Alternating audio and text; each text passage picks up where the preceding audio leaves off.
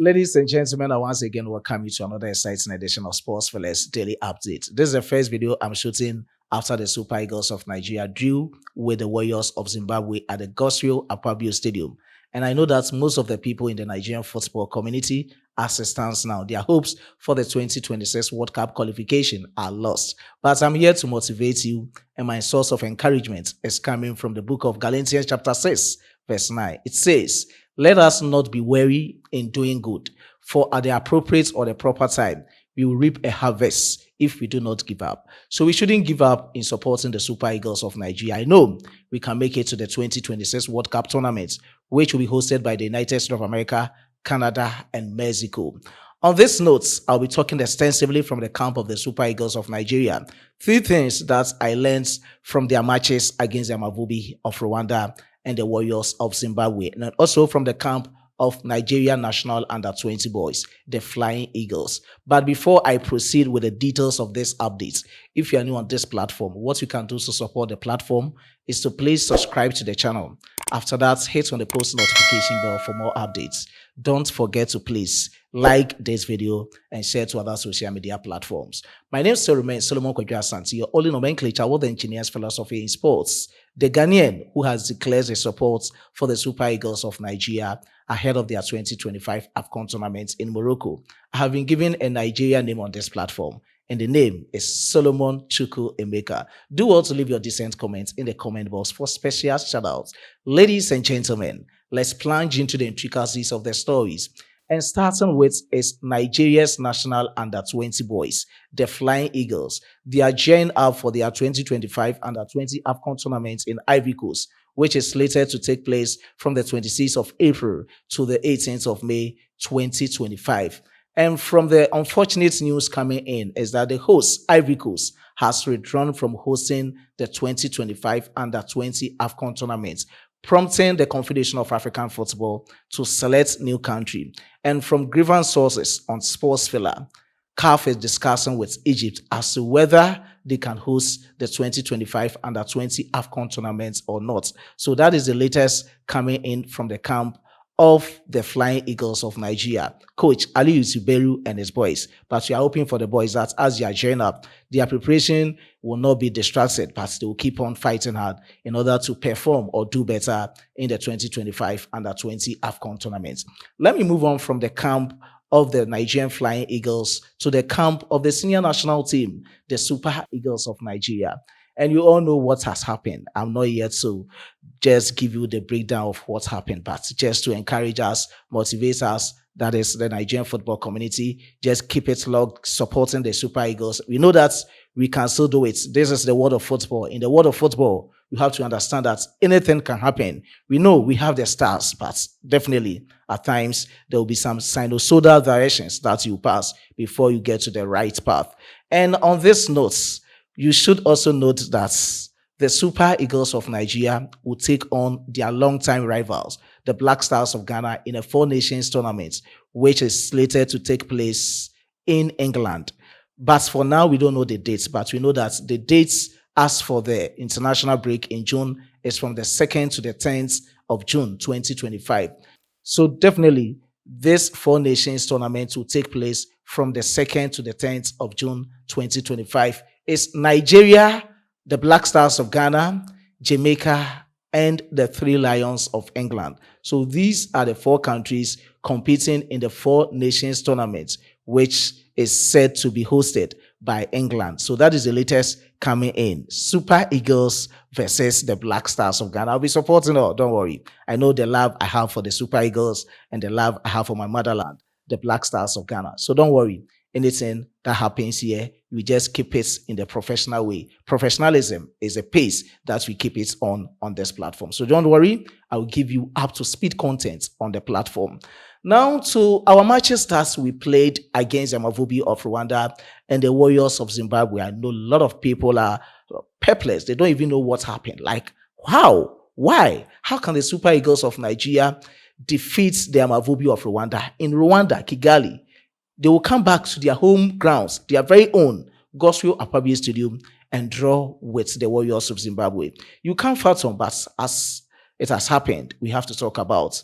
And Solomon Kojo Asante, a Ghanaian, I have three things that I want to talk about in the two matches that the Super Eagles of Nigeria played against the Amavubi of Rwanda and the Warriors of Zimbabwe, especially the game against the Warriors of Zimbabwe in Uyo at the Gosrio Akpabio Stadium. And the first point, or the first thing that I learned from the two matches, is lack of tactical flexibility.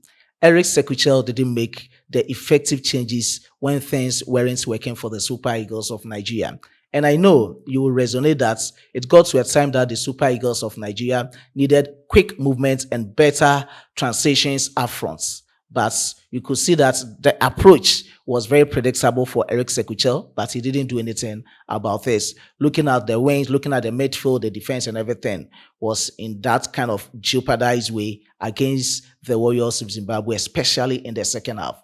And the second point that I'll talk about is midfield creativity limited when it comes to the Super Eagles of Nigeria's team right now. In terms of ball possession in the midfield, they are very good. But as to they breaking or destroying the midfield of the opponent or the defense of the opponent, it becomes an uphill task for them, which is a worrisome to the Super Eagles of Nigeria's team if they want to make a progress subsequently. And Eric Sekuchel has to address this, know how he's going to work with his technical team coming June when they are in the Four Nations tournament with the Black Stars, England, and Jamaica. They should know how to put things together so that in September, against Rwanda in Uyo at the Gosrio Akpabio Stadium and also against South Africa, they have to pick the 6 points. Other than that, it will be very difficult for the Super Eagles of Nigeria to qualify to the next round or to qualify for the 2026 World Cup tournament, which will be hosted by the United States of America, Canada, and Mexico. And let me break this one down for you. We have 9 groups, each with 6 countries. Automatically, the first team in each group will be qualifying for the 2026 World Cup tournament. So in Africa, we will have 9 countries representing us.